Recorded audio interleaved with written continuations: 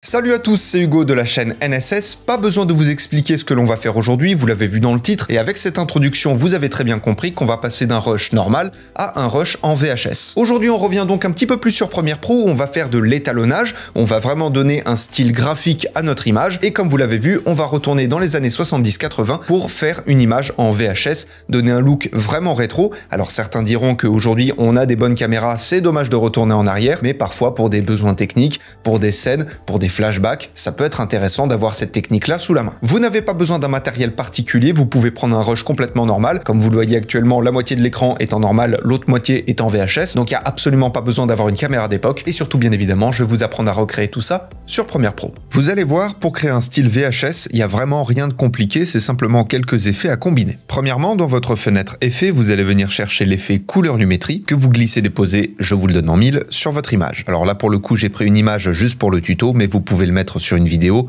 c'est exactement le même principe. On va développer les corrections de base et là on va déjà faire quelques réglages. Premièrement, on va créer plus de contraste, on va passer le contraste de 0 à 50 et on va baisser les blancs de 0 à moins 50. Donc ça c'est pour baisser un peu les hautes lumières. Alors notez bien évidemment, et comme d'habitude, que les valeurs que je vous donne sont des valeurs génériques. Si vous voulez faire des choses un peu plus précises, bien évidemment, n'hésitez pas à les modifier. Ensuite, on va développer la catégorie créative. On va passer la décoloration de 0 à 30. Donc comme vous le savez très probablement, une image vintage, c'est quelque chose qui est assez désaturé, d'une mauvaise qualité, parfois un peu flou, etc., avec des aberrations chromatiques, donc c'est vraiment tout ça qu'on va venir recréer. Vous allez passer la netteté de 0 à moins 70, donc là justement on retrouve un peu ce côté flou, et on va passer la vibrance de 0 à moins 40. Donc là comme vous le voyez, déjà si on fait un avant-après, on n'a plus du tout la même image, on n'a plus du tout le même style. Ensuite on va développer les courbes, et là on va modifier 3 courbes. La courbe de lumière, la courbe verte et la courbe bleue. Alors à chaque fois vous allez sélectionner le point qui est tout en haut à droite, pour ne pas créer une courbe, mais juste pour déplacer le point sur la ligne, et vous allez le placer à peu près au premier quart de la case en haut à droite. Donc à peu près comme ça. Comme vous le voyez, les courbes sont divisées en 16 cases. Pour la courbe verte, cette fois-ci, encore une fois, vous sélectionnez le point du haut et là, vous allez venir le tirer un petit peu vers la gauche. Voilà, vous le mettez à peu près aux 2 tiers de la case. Et ensuite, vous sélectionnez le bleu et là, vous allez faire la même chose, mais dans l'autre sens, ce qui va vous donner quelque chose à peu près comme ça. Comme vous le voyez, on a une image beaucoup plus verte, beaucoup plus jaunie même par le temps. Ça nous donne un effet un peu sépia.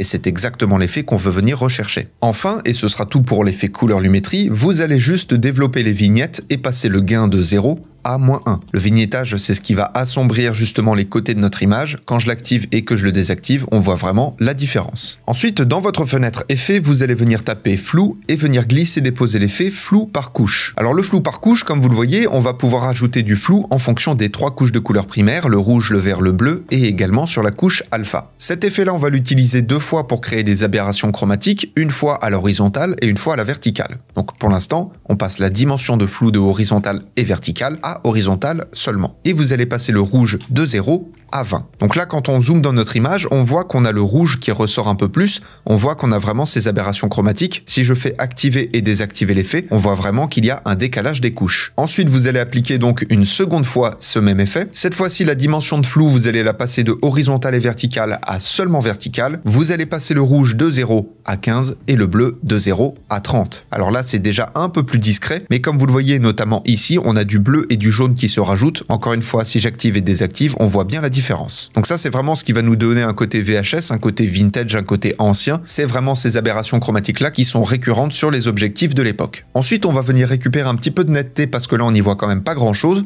Donc vous allez venir chercher l'effet accentuation et là, vous allez passer le gain de 50 à 100 et le rayon de 1 à 10. Alors si pour vous 10 c'est un petit peu trop parce qu'après ça va surtout jouer au niveau des détails de votre image, n'hésitez pas à modifier ce paramètre là évidemment. Si pour vous, vous préférez mettre simplement 5, vous mettez simplement 5. Ensuite on va venir ajouter quelque chose qui est très récurrent sur les vieilles caméras, c'est bien évidemment le bruit. Donc vous tapez bruit et vous glissez-déposez l'effet du même nom, bruit, sur votre image. Alors pour le type de bruit, on veut pas un bruit par couleur, c'est du grain qu'on veut rajouter, donc on va décocher la case par couleur et vous allez passer la valeur de 0 à 10. Et encore une fois, quand on zoome dans notre image, là pour le coup j'ai pas besoin de vous expliquer ce qui s'est passé, là surtout particulièrement dans le ciel, on voit très bien le grain qui a été rajouté. Enfin, et c'est la dernière étape, alors même si pour moi déjà de base il y avait des bandes noires dues au format de l'image, de votre côté normalement votre plan fait 1920 par 1080. À ce moment là, ce qui va être très intéressant de faire, c'est de faire un clic droit dans votre panneau projet, aller dans nouvel élément, sélectionner le calque d'effet, alors il se met automatiquement à la résolution de votre séquence, vous faites OK et vous le glissez déposez au-dessus de votre vidéo. Pour rappel brièvement, le principe du du calque d'effet, c'est que tous les effets que vous allez mettre dessus vont influencer les calques qui se trouvent en dessous. Bon là pour le coup on n'a que notre plan, mais sinon si vous avez 150 calques en dessous, ça va affecter les 150 calques. Et sur ce calque d'effet, on va mettre un effet qui est très simple, c'est l'effet recadrage, qui est très connu. Vous allez passer le recadrage de gauche et de droite de 0